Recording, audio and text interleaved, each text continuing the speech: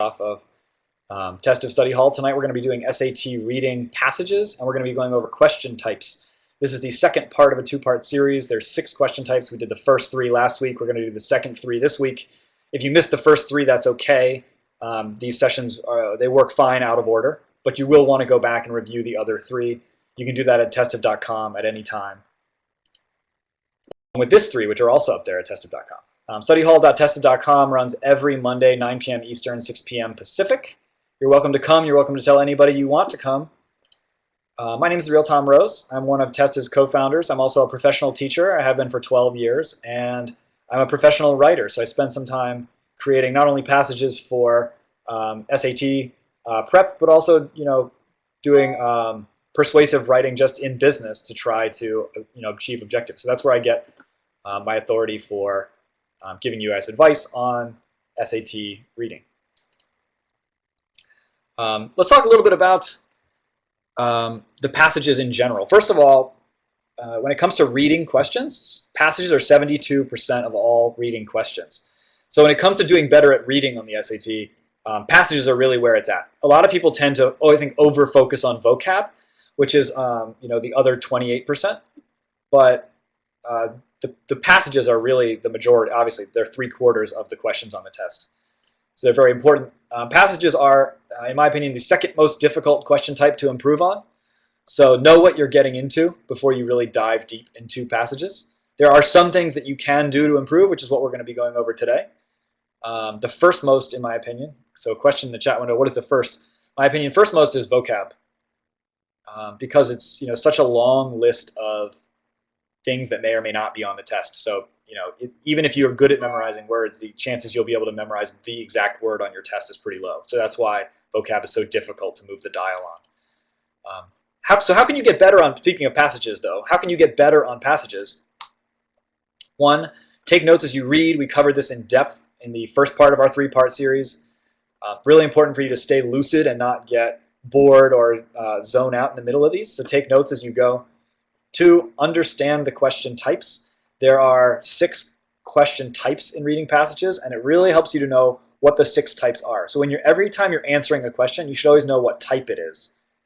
And the reason why that's so important is because there is a strategy that goes with each one. So you want to use the appropriate strategy. And lastly, understand the purpose of each paragraph. So if you have a tendency to zone out, you will be at a particular weakness here, which is you will miss the purpose of each paragraph. That's really important. It's one of the reasons why it's so important to read the whole passage at once as a block before you move on to the questions, because you really need to have that holistic understanding. Okay, so let's go over a quick process review. We went over this in depth on the first part, but I just want to hit it for those who haven't seen it before. The goal of a good reading process is to optimize speed and comprehension. It's not enough to just read quickly, because you could be missing things. And it's not enough to comprehend everything, because you might be going too slowly, which might make it a bad strategic use of your time. So there is a balance that you need to strike. And here's a technique that will help you. The first thing is read the whole passage first, including the italics. Really important to create a holistic understanding of the passage in its entirety. That was redundant, but it's so important that I want to hit that point extra hard. There are some strategies out there you can read about where people suggest doing the questions first. When we talk about the individual question types, you'll see how many of them require a holistic passage understanding. So without reading it, the odds that you're going to make a mistake because you don't have that understanding are very high. 2, take notes while you read. This is really important for enforcing good habits. So don't fall asleep. Keep moving quickly. Make sure that you boil down the purpose of each paragraph, and this will keep you, awake, alert, and on your toes. Number 3, answer questions on one passage at a time. It's really hard to reload a passage. So if you skip a question and you move on and then you try to come back, it's going to be very difficult for you to re-engage, and you lose sometimes almost a full 60 seconds when you're trying to re-engage a passage. So pragmatically speaking, you really just need to do all the questions in a block and then move on. If there's something you don't know, take a guess, because you're really not going to get a second chance at it. 4, identify question type before answering. Make sure you know what type you're answering, because number 5, there's a strategy that goes with it, and you need to apply that strategy to the question at hand. That's what we'll be talking about today. Here are the 6 question types. Main idea, specific, and vocabulary. Those are the 3 that we went over last time. Today we're going to be going over hide and seek, attitude, and technique.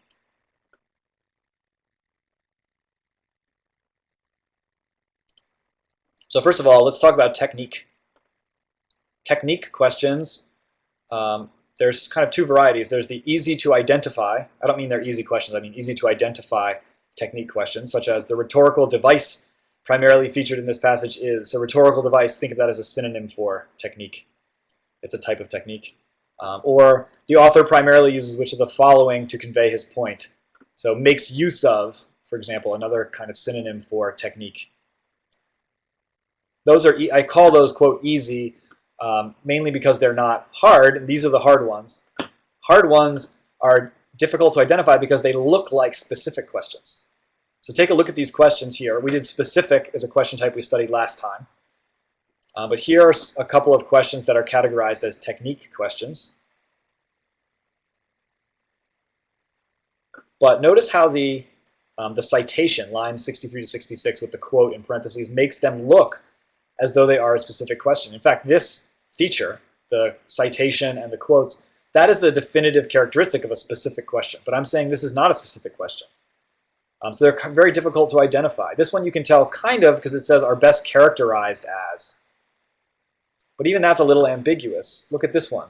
The discussion of forest ecosystem is best characterized as. Again, so this is pretty ambiguous. It looks like from here that it basically could be a specific question.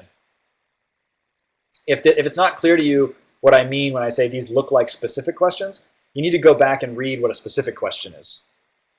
We covered that last time. But for now, take my next point to heart, which is I'm going to give you an alternate technique for identifying technique questions, which is rather than looking at the question stem itself, look at the answer choices.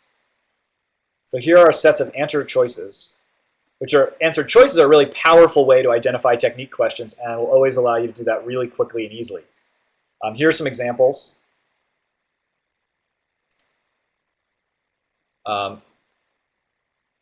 A, defense, B, a concession, a comparison, an exception, an allusion. All these are examples of techniques. Notice they're all really short as well. That's a kind of a hallmark of technique questions. Right? And here's another example. Explicit criticism, veiled malice, dry humor, frank confession, factual observation. Again, these are examples of techniques or stylistic literary devices that the author might use. Notice they're also very short. So that's a good sign that you're going to be dealing with techniques. Now, one of the things that you can do for technique, so here are some strategies. This will also further help you identify some of these strategies. One of them is use the answer choices to classify. That's what we just went over, right? Remember that they sometimes look like specific questions. 2, know the jargon. So remember I was just showing you examples of answer choices and I was saying, oh, these are easy to identify because they're all types of technique. Well, what I'm implying there is that you're aware of types of technique, which may not be the case right now. But you can become aware of types of technique by reviewing a list of technique jargon, right? And there's one at www.tested.com. So if you don't have one, you can go check it out. Jargon, the question in the chat window, what is jargon? Jargon, that's a funny question, kind of, because the word jargon is jargon, I guess. Jargon is like typically refers to an industry-specific language, highly specialized words. So when I say jargon, for example, let me go back a little bit, actually.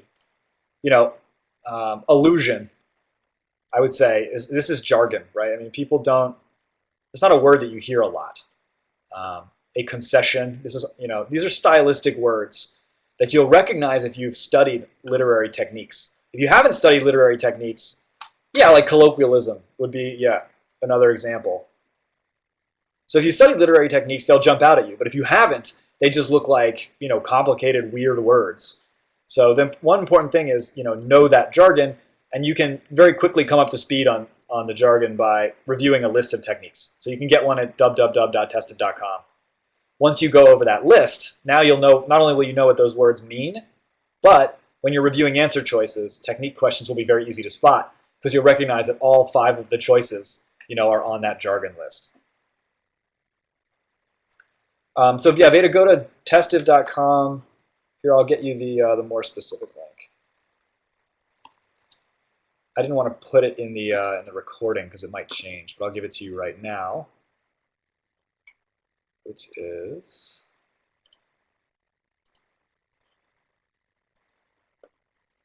here. Oh, thank you, Fevin. You're faster than me.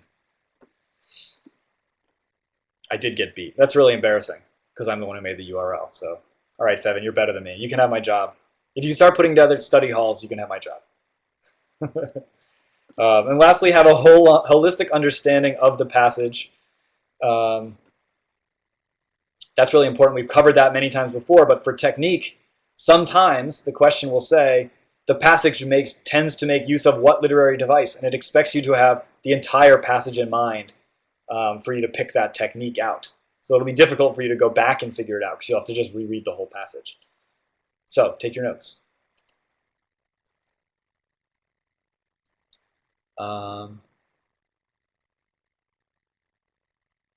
Good question again. What's holistic? Holistic refers to understanding the entire passage as a body, rather than, so the opposite of holistic would be a very narrow. So maybe you would say a narrow picture of the passage would be, I just understand one paragraph at a time, which will be a big weakness if you're trying to figure out what technique the author uses as a whole, because it might be that that technique doesn't show up so much in the paragraph that you're looking at, but it does show up in all the other paragraphs, or it shows up just a little bit in your paragraph, for example. Okay, then there's attitude questions. For example, the author's attitude toward the downturn ecosystem is best described as one of ... The tone of the first sentence is best characterized as in lines ... there is a shift in feeling from. So in each of these cases, it's asking for attitude, tone, opinion, right? So here you see attitude, you see tone, you see feeling. Anything where you're asked to interpret somebody's perspective, that is an attitude question.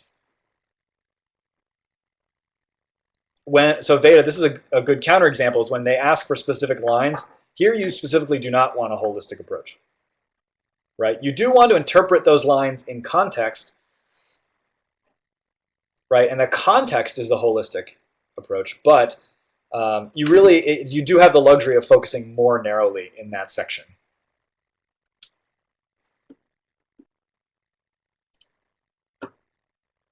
So here are some attitude strategies that will help you answer questions of this type.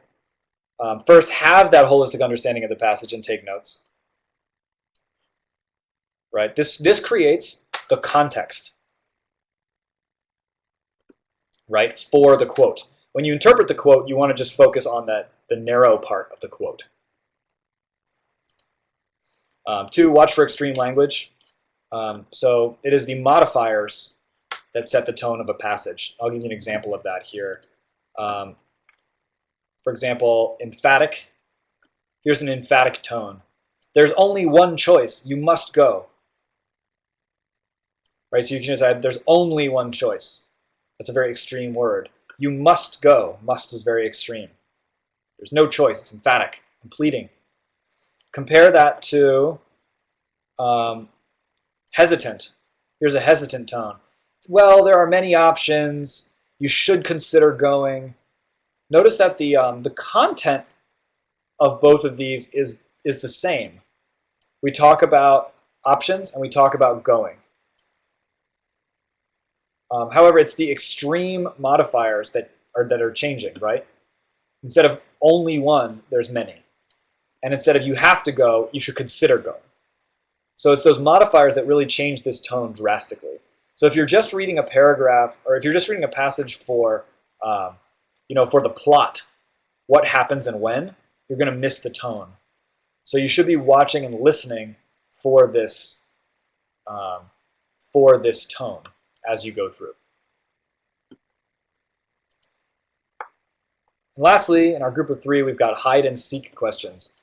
For example, hide and seek questions. Both passages call attention to which aspect of the Mona Lisa. Notice that it is asking you to find something, but it doesn't specify where to find that at all. Right? It's like, I'm going to give you a list of things, and I want you to tell me which one the author talked about. So you're like, oh, okay, great. Now I have to take this list. I'm going to have to go hunt for all of them in this passage. That's why I call it hide and seek. Another example, which of Mona Lisa's features would the author of passage 1 most likely add to those mentioned in passage 2? Right, so this is saying, take that list, compare it to this other list, and see what's missing. Go find the missing one. And it's asking you to, again, hide and seek. And lastly, the passage indicates that black writers and artists were most important to the freedom struggle in that they. So this question is saying, what is it that we said about black writers and artists again? And it's asking you to go find that, even though it hasn't identified it at all. This is one of the most annoying types of questions, I think, because it asks you to interpret the least logic, but can sometimes be very challenging for you to just literally find it, which I don't think is a particularly useful skill. So this is one of the things that makes reading frustrating sometimes, is that sometimes you'll be asked to do something which doesn't feel like it's that relevant to being a good reader. But it is a reality of the test. The test is very good in many ways, bad in some. This is one of them. Here's some strategies that make this a little bit more palatable. One, hide and seek strategies are very common in paired passages, so be on the lookout for them when you're doing paired passages. 2, hunt for a specific keyword. So remember in that last example it said black artists. Well, you can look for either the word black, or you can look for the word artists, for example. And hunting for that word can be much faster. So you can just say da da da da artist, artist, artist, artist, artist. And if you see the word artist, then you can stop and read about it. And that can be a very fast technique for finding things. And lastly, use your hand to scan. Right? So when you go hunting for a keyword, what I'm suggesting is that you actually, put your hand up on the passage and you read down it like this, scrolling your hand down, so that what it does is this is a common speed reading technique. If you have never studied speed reading, there's some really great techniques that you can use to increase your speed of reading without lowering your comprehension. This is a speed reading technique, which is literally just trace the words with your hand as you read, and if you practice this, you'll find that you can become almost twice as fast at reading without loss of comprehension. It's a more stressful way to read, so I usually don't do it when I'm reading like fiction novels or something. But when you're on a test and speed is of the essence, you can use this technique to do that. So go check that out. If you haven't read about that before, you can read all about it. This is enough of a guide to do it. Just do it, and it'll work for you. And that's all you really need to know if you just want to start employing this. Question in the chat window: how do you pick the keyword? Great question. What I would do is I would pick the word that seems most unusual and likely to help me find the spot that they're talking about. So in the other one, it was, remember, this question asked about black artists. Well, artists, for example, artists might be, I love Spreed. Sorry, as a non sequitur, Apple, you're killing it tonight with the comments. Spreed is great. Also, if you haven't seen Spritz is going to be great. Anyway, these are speed reading tools that you can use online. Not helpful for the SAT, but great tools. So yeah, I would pick the keyword that stands out most and is most likely to lead you to the correct answer. So in the case of black artists, I think artist is a fairly uncommon term that I'm not going to see 20 times in the passage. So if I search for that word, then it'll work. Well, you wouldn't want to search for the word about, for example, because that might show up in the passage a whole bunch of times.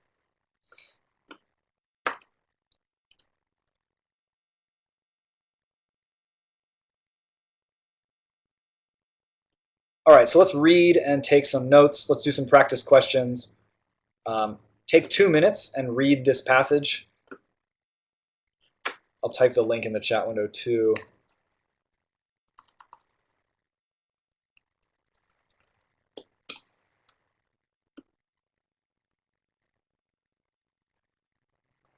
If you guys want to look up study stuff right now, just make a note of it and look it up later, because otherwise you'll get behind. It'll be tough to catch back up. Focus on the passage for now.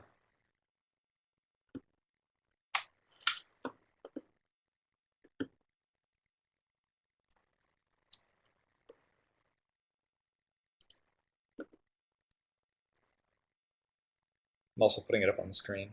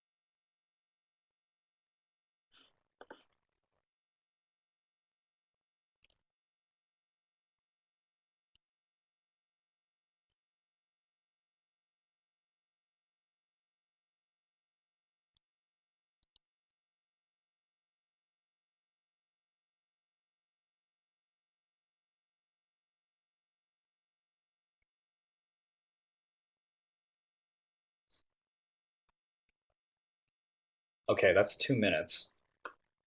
So yes, we have done this passage. This is the same one that we did last time. So if you feel like you're seeing it again, you're not crazy. It's also from the Blue Book. It's Blue Book, 2nd edition, Test 1, Section 2. The source is down here. Test 1, Section 2, questions 10 to 15. So if you've done the first Blue Book test, you've seen this passage also.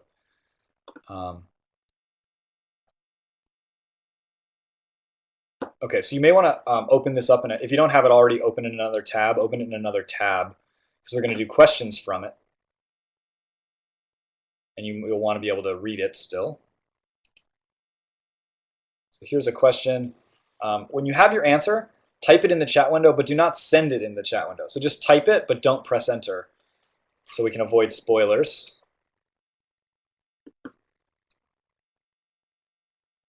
Cool, thank you for posting the link to the passage.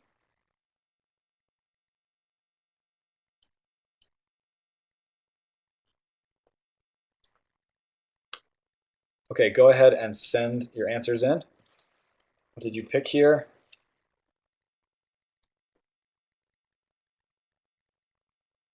Okay, so this is a really good standoff that we've got between A, B, and D. And this, let me tell you the difficulty of this one. This is, I believe, a difficulty level 5 question. This is considered a very, very difficult question, and part of what's difficult about it is that many of these choices are not wrong.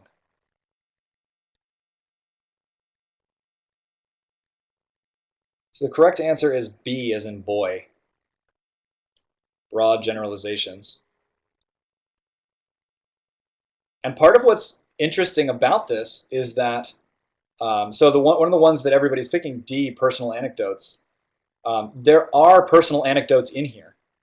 So if you just saw a personal anecdote, for example, that doesn't necessarily make this right. And this is part of, remember I was saying one of the things that's super important here is having a holistic interpretation of the passage. because you will find personal anecdotes in there. You will also find broad generalizations, and the question is the question asks the author primarily makes use of. So what you really need to decide is which one of these is more powerful, is bigger and more common. And let me read you a couple examples of broad generalizations. A tree cannot stand without its roots. That is a broad generalization from the passage.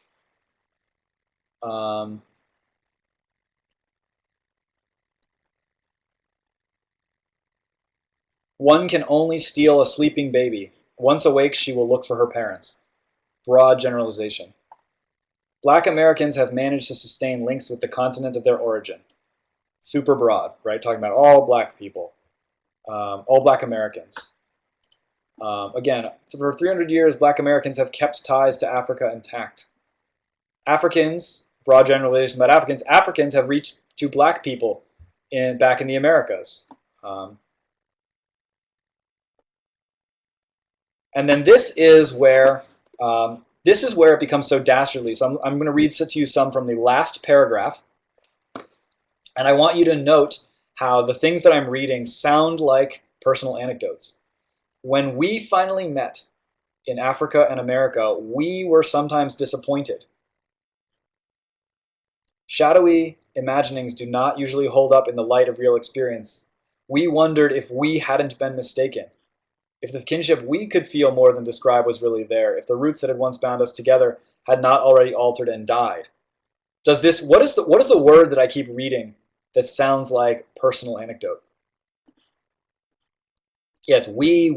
It sounds very personal. It sounds like me and you, right? But who is the we that the author is referring to? Is the we like the author and one other guy? Yeah, the we is African Americans. So when we say African Americans, what is that? Is that a personal anecdote?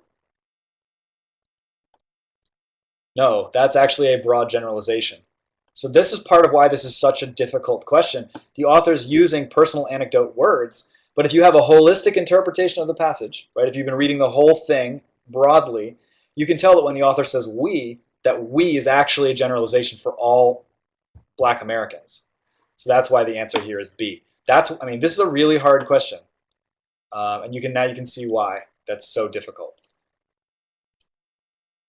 All right, so this guy is B. All right. Let's try another one. Same passage. Take another minute to look at this one. When you've got it, type the answer in the chat window, but don't send it.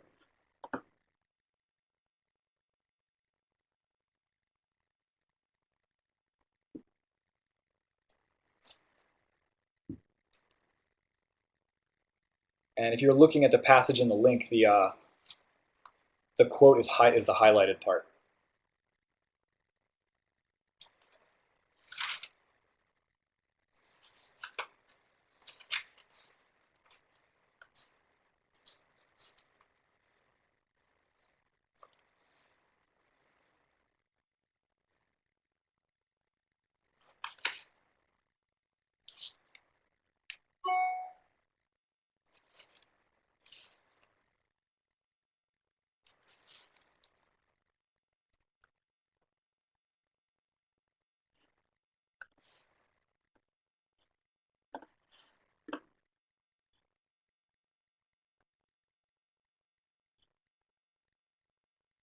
Okay, go ahead and send your answers in. Okay, looks like much closer consensus to the right answer here, which is E. Other common answers include C. Looks like there's a bunch of C's. From uncertainty to despair.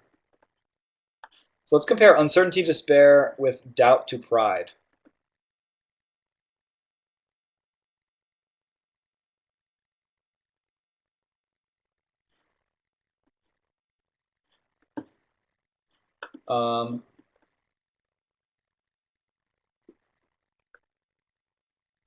So we wondered if we hadn't been mistaken. That is uncertainty, right? We wondered. Wondering is uncertain. That's also doubt. Uncertainty and doubt are kind of the same thing, right? So that doesn't differentiate between C and E. The question is, do we change to despair or do we change to pride? I'm reading from the highlight, which is the last few sentences in this.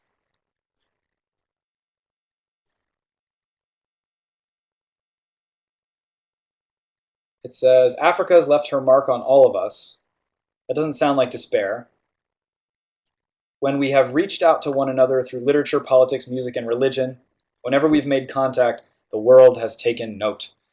So if you reach out and the world takes note, that's a good thing. So that does not sound like despair. That sounds more like pride to me. The question is, good or bad? It's good, right? We reached out, the world takes note. That's a good thing. That's more of a pride. So here you've got, there you go. We've converted doubt to pride.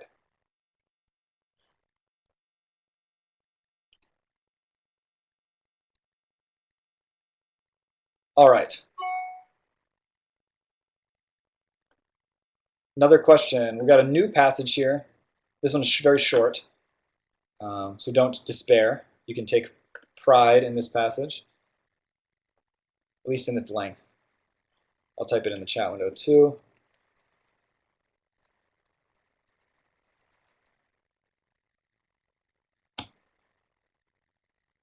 Give you a minute and a half to read that. I'll also put it up on the screen.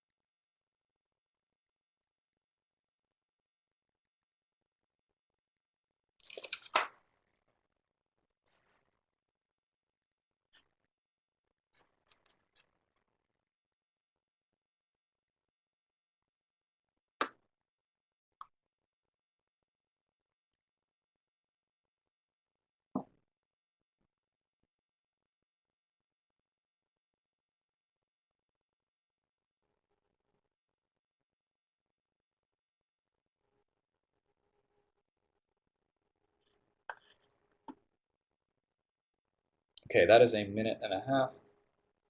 Let's move on to a question. If you still need the passage, go ahead and open it up in a new tab so you can read that and the question at the same time.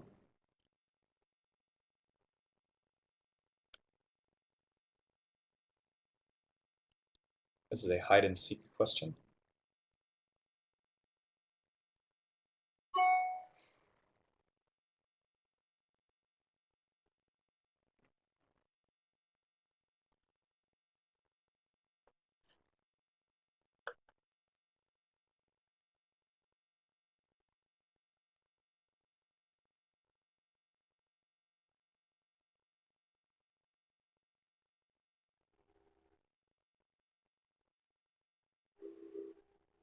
All right, go ahead and send your answers in.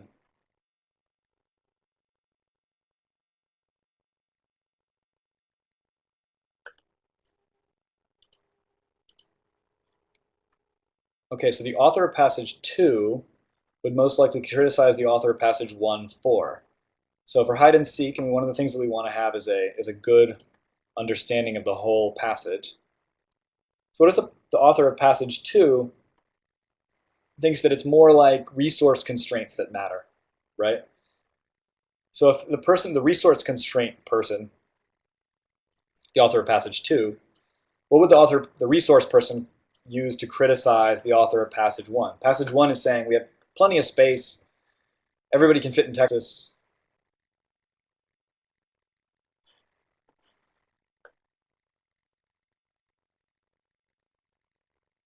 What they would say is, hey, you're not considering resources, right? The person of Massachusetts says, you're just looking at how much space everyone would have, like personal space.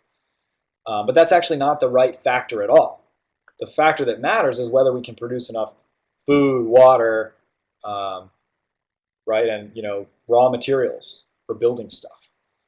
So author passage 2 would say to passage 1, you're looking at the wrong thing. Another way of saying that is you're focused on the wrong factor in considering an issue. Let's consider some of the alternatives that I saw people write in about number A, or answer choice A, using incorrect data to support a flawed conclusion. Well, did the author of passage 1 use any incorrect data?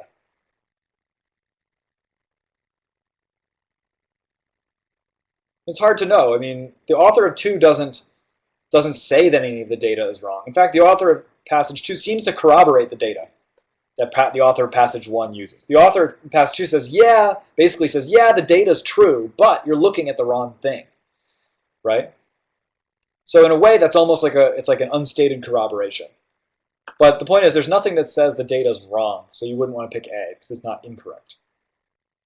So let's get rid of that. What other answers did I see come in? I saw A come in. I saw a B come in. Severely overstating the extent of a global problem. Well, what would you say the author of passage 1's position is on how crowded it is? Is author 1, type this in the chat window, is author 1 a doomsday, way overcrowded, or is author passage 1 saying, yeah, it's totally fine? Yeah, I mean, what Kathy is saying is, if anything, they're understating it, right? So the author of passage 2 isn't going to accuse the author of passage 1 of overstating that we have this huge problem. In fact, the author of passage 1 almost seems to say it's not a big deal. In fact, look at just the opening sentence. Just how overcrowded is the Earth anyway? It's almost like saying everybody thinks it's overcrowded, but how overcrowded is it really? We have tons of empty space. So they're very much arguing for this is not a problem. They're not recommending a course of action, so let's get rid of C. And D was the right answer, right? And E says allowing personal prejudice, and there's no accusation of that. That might be true, but the author of the passage just doesn't imply that that's happening at all.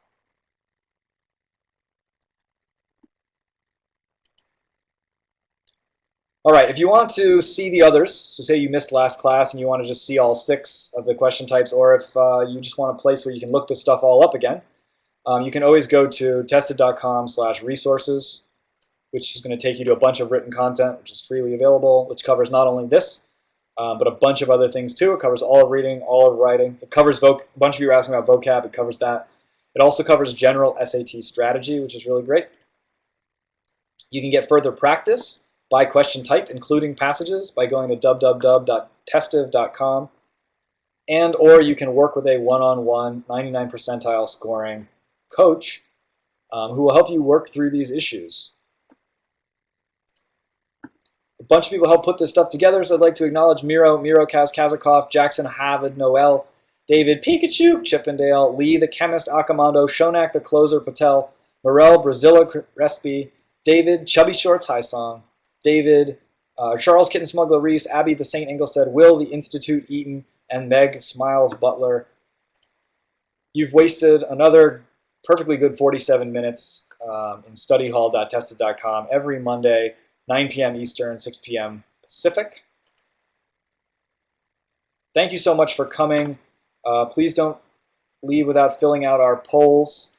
Love to know how you feel about the class and what you'd like to see changed.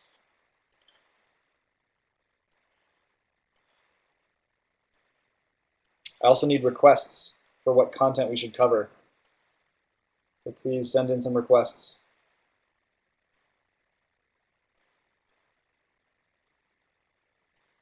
Lastly, if you'd like access to a coach, you can get one. Go to scheduler.tested.com. I'll type that in the chat window too.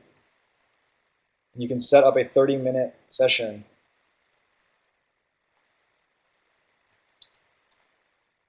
with a coach. They'll spend 15 minutes covering where you stand right now and 15 minutes on how you could improve. Really great session.